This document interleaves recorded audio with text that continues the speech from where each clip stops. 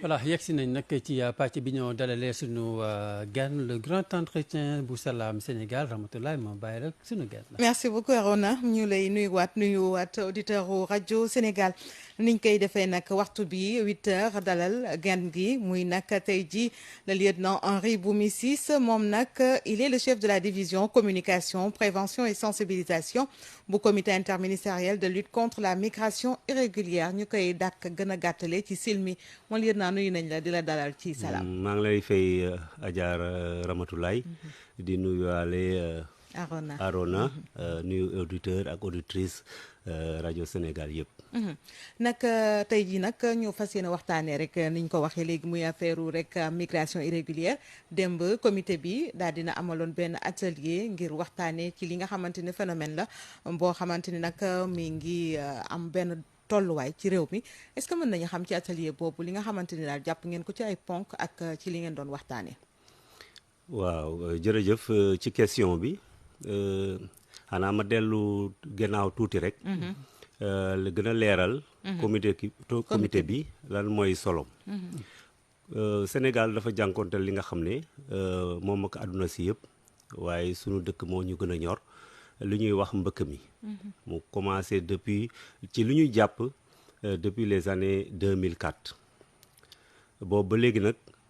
nguur gi mu ngi ciy def kenn lay kattanam waaye mbir mi dakkul ba léegi. am na ay at yoo xam ne nag ci la doon gën a tar yeneen at yi mu wàññeeku mais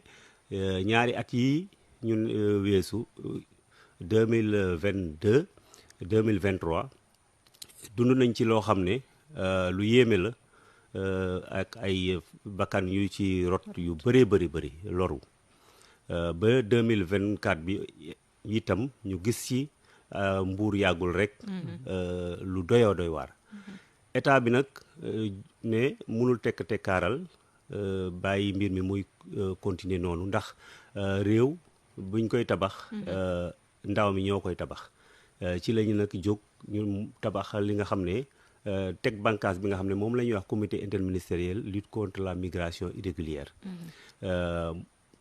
boobu comité nag dañuy waxoon ne na fexe ba mu dajale acteurs yëpp. ministères yi yëpp li mat ñaar fukki ministère ak juróom-ñaar ñu nga fa presque gouvernement bi yëpp ñu nga fa ak li tollu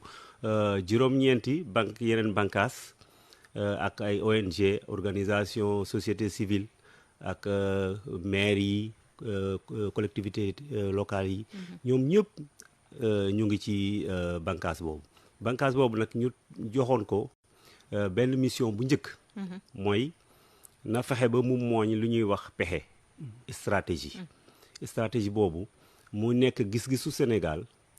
bi war a tax ñu mën a dàq mbëkk mi ci sunu réew.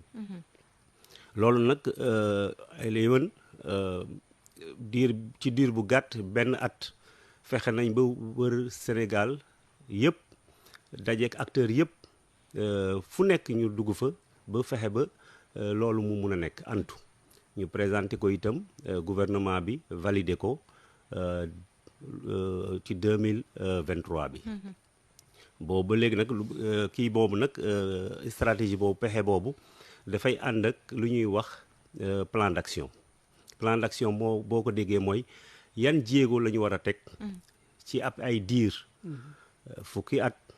waaye du ñu tëb rek yegg ci fukki at ndax dañ koy def par pàcc at par at. ñaari at par ñaari at ñetti at par ñetti at ba nga xam ne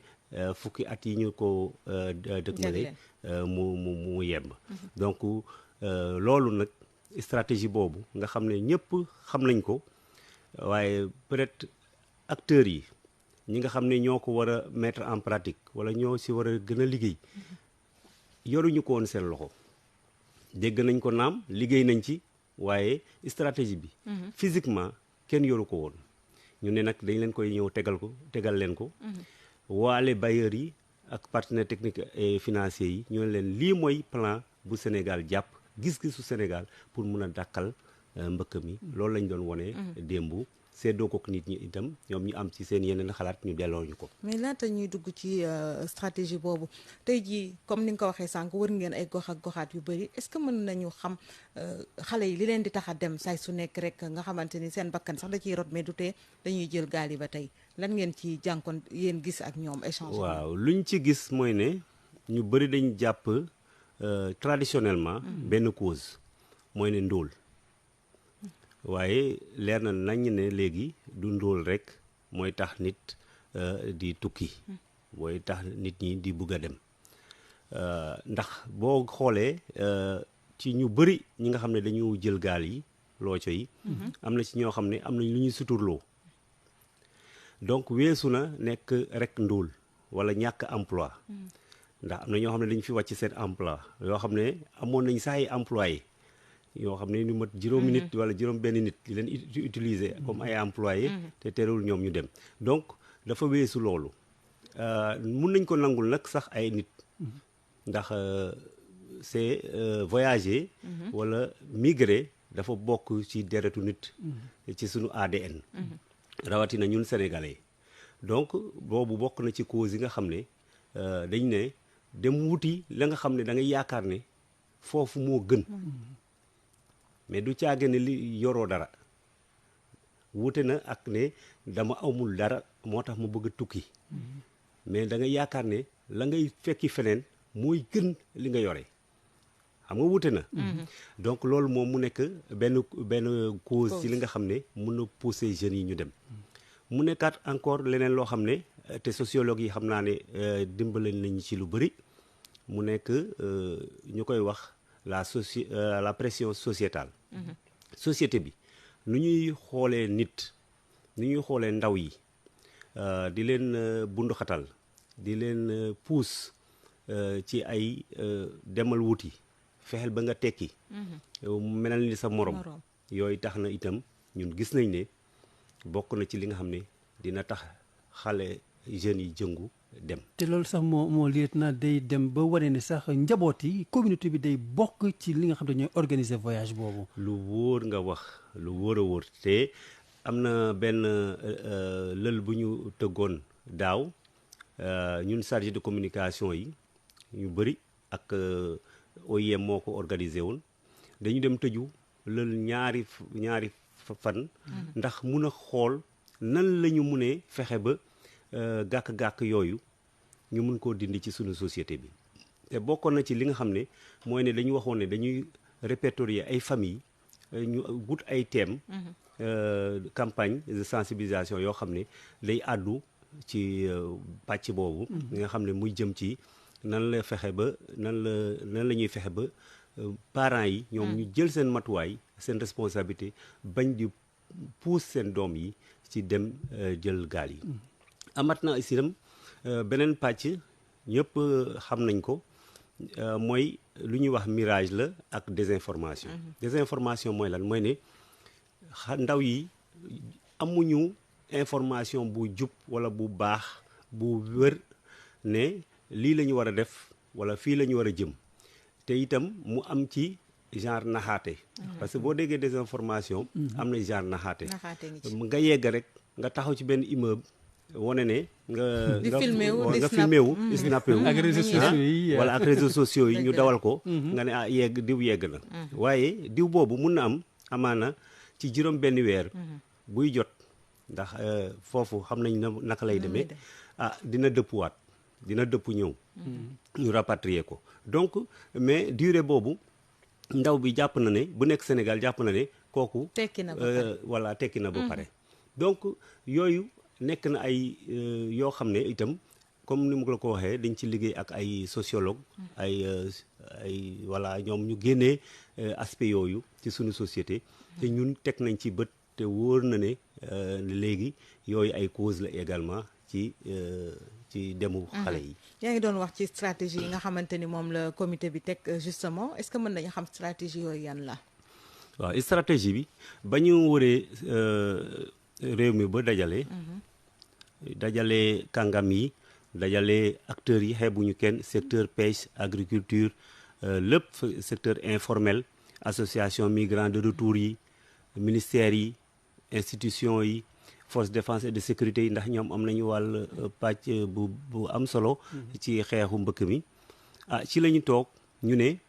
ñaata ponk la ñu mën a def stratégie boobu pexe boobu ci la ñu ne dañuy mun a am juróomi ponk ba ci jiitu ñu ne prévention mooy li nga mën na nekk li may def nii sensibilisation nga ca biir communication mu ngi ca biir information bu baax joxe information bu baax itam mu nga ca biir waaye itam prévention am na côté par exemple benn bateau navire bu marine bu demee taxaw ci géej gi seen ñu doon bu waaj a dem indi leen delloo si leen ñoom ñu teer ci jàmm ak salaam loolu itam prévention la donc gis nga ne prévention am na yeneen volet moo tax nit ñi war nañ def très attention bu ñuy wax ne non bu ngeen di jël ay force de défense ak sécurité yi répression yi taxul nit yi mbëkk mi dakk du répression loolu prévention la ndax tere nga nit ki dem fexe nga ba nga sauver bakkan te benn bakkan boo ko sauver tuutiwul lu rëy la donc ñu dellu ci deuxième pàcc bi mu nekk gestion des frontières gis nañ ne bu nit ñi di dem dañuy jéggi suñu frontière donc suñu frontière war nañ ko defaraat rawatina nag ci wàll yi nga xam ne suñu sous-région bi dafa xaw a am ay yëngatu mu gën a tax nag ñu gën a xalaat sécurité ndax xam nga ne mobilité humaine dem beeg dikk bi dafa am ay yeneen aspect sécuritaire yi nga xam ne dañ cee laxasu moo tax ñu ne nañu fexe ba renforcer waat def gestion des frontières amaana nag am na ñoo xam ne gaal yi dañuy duñu quitter ci sunu zone yi dañuy dem ba voilà feneen yeneen dëkk yi nga xam ne moom ñoom la ñu sekk ay frontières ñoom ñu déparé foofu mais itam ci loolu itam am na peut-être lu ñuy wax coopération ak entraide judiciaire ak les accords bilatéraux ak yeneen pays yi mun na tax ba loolu ñoom ñu lëkkale seen ay mën-mën ak pas-pas ñu mun a fexe ba loolu moom mu dañ ñetteelu ponk bi mooy répression boo ko déggee mooy ay daan waaye pour mu leeraat ci bopp ñëpp waxuñu daan yoo xam ne dañ koy def migrants yi ndax migrants yi dañ nga ne xalaat ne dañ ko nax ba dugal ko ci loolu amaana nag am na ñoo xam ne dañ ne xale yi sax am na nu mu doon demee dañuy tooñ état ndax dañ ne immigration xam nga dañ doon wax clandestine lu clandestin jéggi na yoon dem bi itam irrégulier dafa jéggi yoon mais sunu nguur moom moo ne baal na leen tooñ boobu du leen toppee dara waaye nag ñi nga xam ne ñoom la ñuy wax criminel ñu organiser wu en réseau di jël xale yi di leen gëmloo ne mun nañ leen yóbbu ba ñu yegg parce que contrat la xale yi du ñu yegg ñu bëri faatu ci yoon bi ba pare ndax alal rek moom moo leen tax a jóg ñoom la ñu ne yoon il faut moom mu dal leen am na benn loi nag bu 2005 bi nga xam ne moom mooy réprimer lu ñuy wax trafic de migrants ak traite des personnes boobu nag lañ ne boobu sax dañu war a yokkaat daan yi mu gën a métti mu mun a dissuader nit ñi mu amaat benn pàcc bi nga xam ne moom la ñuy wax nag assistance et mesures d'assistance et de protection des migrants ndax migrants dañuy jàpp ne itam nit la dafa am ak yelleef te dañ ko war a protéger sàmmanteeg ak yelleefam bu mu mot sëkk bi ci tegu mooy juróomeel bi ñu ne bu demee ba ñib si nag ak bët yi ko société bi di xoole nan la ñu war a fexe ba ñu delloo si ko moom mu réintégrer société am mu nekk fa tekki fa te mu bañ a am traumatisme bu mu yore mu bañ koo di ko sonal ci loolu nag xam nañ ne liggéey bu am solo war na am foofu du ke caagen rek luñ koy jox pour mu war ko dundee mais li nga xam ne aussi day génnee métital boobu ci bopp bi mooy la prise en charge psychosociale. te loolu yéen a leen di utal ñu leen di assister sur le plan psychosocial. waaw ñu ngi ciy def formation ak ministère de la santé looloo tax loolooy solos silmi bi ndax dafa nekk institut comité boo xam ne ministère yëpp ñoo ca nekk. ministère yooyu nag naam ñu nga fa doon yëngu ci wàllu santé mentale ci wàllu par exemple bu ñu waxee ministère du travail ay ñoom ANPEJ ñoom ñuy liggéey ci ay yenn recrutement ay di employabilité des jeunes mais dafa nekkoon ku nekk da ngay doon dem ci pàccam ci wàllam moom muy liggéey ci li nga xam ne moom moo ñu soxal fu mu toll nii état nguur gi ne nag pour mu am efficacité ak efficience dañ leen dajale ci benn cadre te loolu lu am solo la tax fexe na tey ci benn salle mun nga dajale li mët 25 wala fanweeri ministère yoo xam ne naroon nañ toog lu mat at peut-être duñu mës a daje ci benn salle te dafa bokk ci prérogative ku ñuy wax le secrétaire permanent du SILMI maa koy nuyu sax mu tudd docteur contrôleur général Modou Diagne mi nga xam ne moom la ñu tàbb yàggul dara weer rek ci gannaaw dafa nekk ci prérogative am pour muy convoquer comité boobu membre yëpp ñu nekk ci ministère bu ci nekk am nga point focal te du point focal ka ca gën a tuuti ci ministère yi yenn ay directeur lañu ñoom ñooy nekk point focaux yi ci seen ministères yi pour gën a ñëwal liggéeyu xeex mbëkk mi. voilà yéen ngeen nekk ci prévention sensibilisation mon lieutenant ndax di ngeen am ay doomu réew yi nga xam te ñi nga bitim réew ñu bëgg dellu si ñi nga xam te ne aussi dañuy jël seen propre initiative ñëw réussir ndax aussi di ngeen leen mettre en avant pour ngeen bokk participer li nga xam te dina gën a yee ndaw yi xam te ñoo fi toog wala ñi nga xam te doon am yéene dem. waaw loolu lu am solo la te ponk la boo xam ne dinañ ci liggéey bu soobee yàlla ren bu baax a baax boo xoolee ci réseaux sociaux yi leer na nañu ne am na ñu bëri ñuy wax seen aventure des modèles de réussite dem réussir ñibbisi réussir itam fii ci Sénégal ñu koy wax démb rek ci biir atelier bi am na koo xam ne def na ay juróom-benn wala juróom-ñaari at ci ay Algérie mu ñibbisi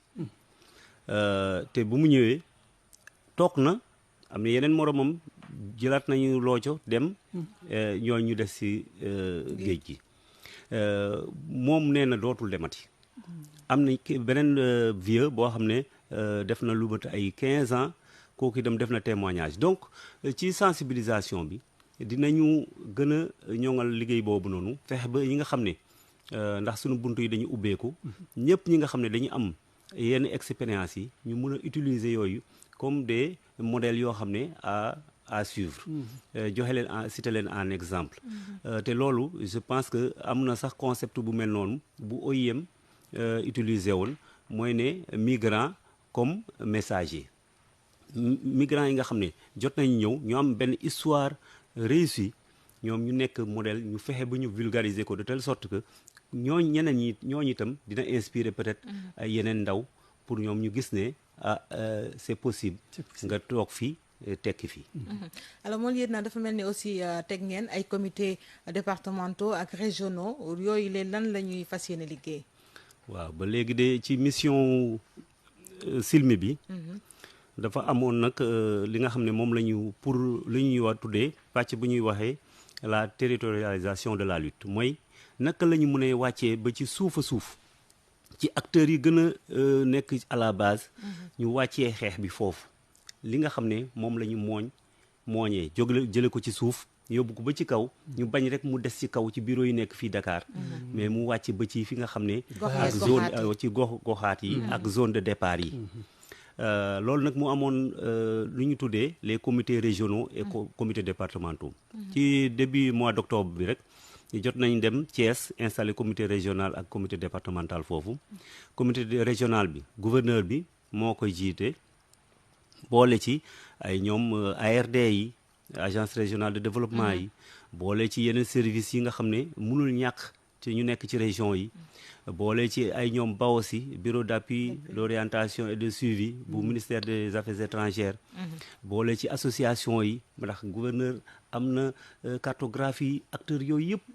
ndax day faral di ñëw gouvernance di fa def ay réunion donc bu ñu leen bindee lettre ministre de l'intérieur le général Jean-Baptiste Tine envoyé leen lettre boobu noonu ci la ñu jël seen matuwaay convoqué acteurs yooyu yëpp def seen liste xam ne ñii ñoo war a bokk ci comité bi ba ci bajanu gox yi ci labbe yi ci imam yi ndax ñooñu seen wax seen prêche am na solo seen kàddu muy jullit yi muy chrétiens yi dañuy déglu seen kilifa diine yooyu noonu donc nga xam ne loolu daal lu am solo la bañ fa jógee itam demoon nañ Mbuur ñu teg boobu itam comité départemental boobu demaat nañ Saint-Louis teg comité régional ak comité départemental bi nag préfet yi ñoo koy jiite def ko comme ni comité régional bi boole ci yenn services yi yenn association culturelle yi ASC yi organisation communautaire yi voilà bajenu gox yi ñëpp daal ñëpp mag ak ndaw ñëpp dañ ci représenté wu la presse également parce que sans la presse bu nekkul journaliste yi ak ki ñuy jotali xibaar yi dara du sotti donc mu nekk loo xam ne boobu mooy première phase bi dañu war a tegu nag mais ñu ne war a waaye dëkkmal ci campagne électorale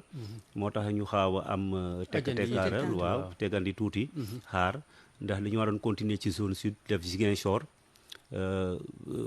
ak département mi ñoom Bignona dem seeti waali Oussouye Kafountine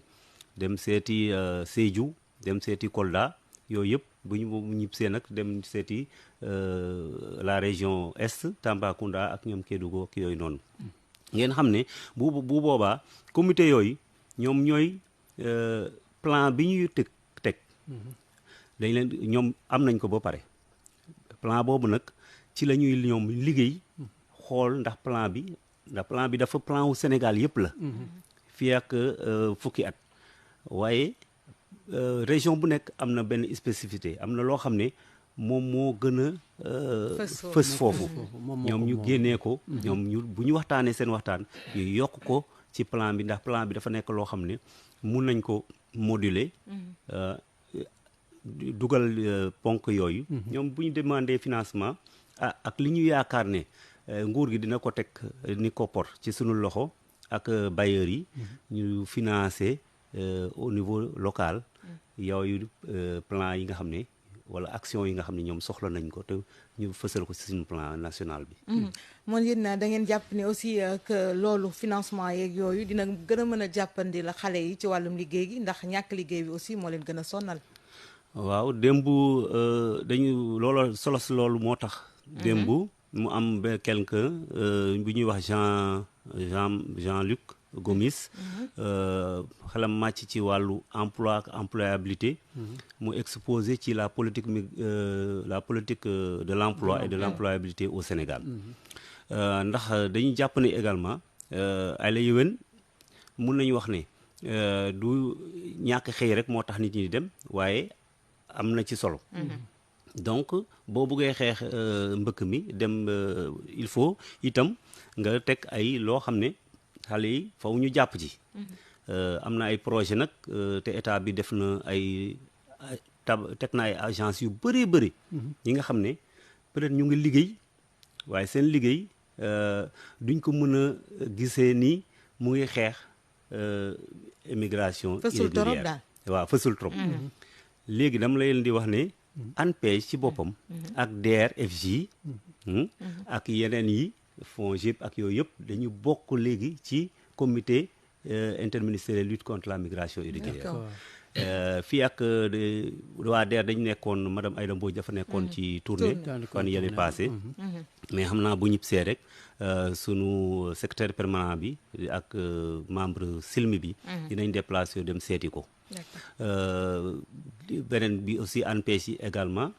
gis nañ ne sax mu ngi woon def campagne de sensibilisation sur la migration irrégulière te mu nekk waaw mu fekk si ñu ci xeex bi donc nga xam ne léegi fu mu ne nii ñun dañuy coordonner lépp li nga xam ne ci xeex bi la bokk ci xeex mbëkk mi la nekk te action yooyu yëpp dañuy capitaliser action yi nga xam ne DER daf koy def agence bu nekk li nga xam ne moom moo ko def ñu capitaliser ko mu nekk lu am solo ak emploi ak employabilité jeunes yi. On va rebondir sur certains points en français. Mon lieutenant, vous êtes le chef de la division communication, prévention et sensibilisation du comité interministériel de lutte contre la migration irrégulière. Peut-on connaître d'abord la pertinence de ce comité? Merci beaucoup pour la question. Le Sénégal, à l'instar de beaucoup de pays de la sous-région, a fait l'expérience d'une recrudescence de la migration irrégulière et avec son lot de pertes en vies humaines et des jeunes qui meurent, des jeunes qui sont l'avenir de notre pays, de notre nation. Je dis chaque fois où je vais que un État responsable ne peut pas rester les bras croisés face à un drame de cette ampleur. C'est conscient de cela que notre État a mis en place le comité interministériel de lutte contre la migration irrégulière, auquel il a assigné des missions. En premier, une mission d'élaboration de la stratégie nationale de lutte, ce qui n'existait pas. Et dans beaucoup de secteurs d'ailleurs, il n'y a pas de stratégie nationale. Donc, une première mission d'élaborer une stratégie nationale de lutte contre la migration irrégulière qui théorise la vision de l'État, des autorités étatiques, concernant la lutte, relativement à la lutte contre la migration irrégulière. Et donc, c'est cette stratégie qu'on a fini d'élaborer, que le SILMI a fini d'élaborer, qui a été validée par le gouvernement du Sénégal. Et cette stratégie est assortie d'un plan d'action opérationnelle étalé sur 3 ans, même si la stratégie est pour une durée de 10 ans. Donc, dans cette stratégie, il y a des axes stratégiques qui ont été déclinés au nombre de 5.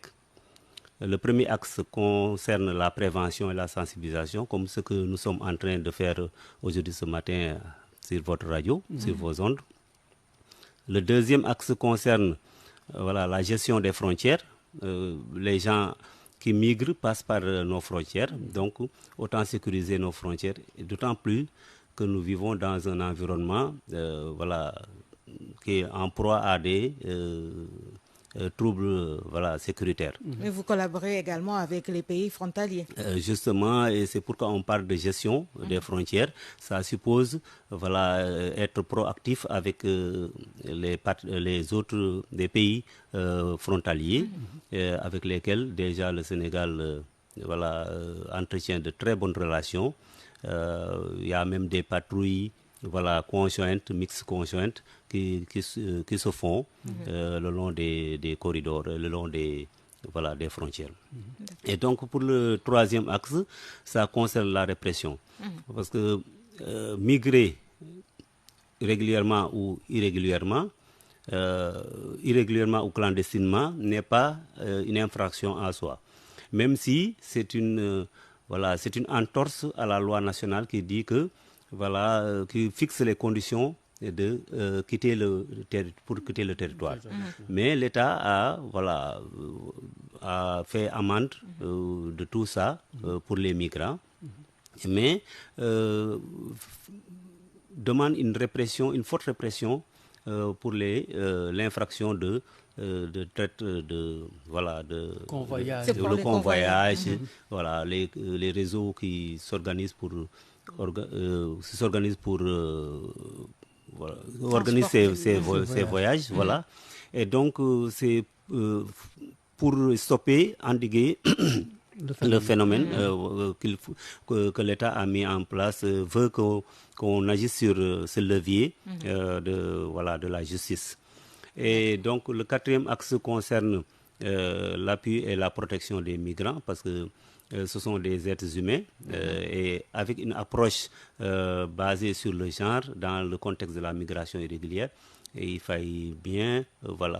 s'occuper des droits également des migrants qui sont des êtres humains. D'accord. Et le cinquième axe enfin qui concerne le retour et la réinsertion ou sinon la réintégration, ce que beaucoup de segments de beaucoup de départements ministériels font. Je peux citer la DGSE qui s'active au niveau de ça, et il y a également d'autres ministères de la femme, de la famille qui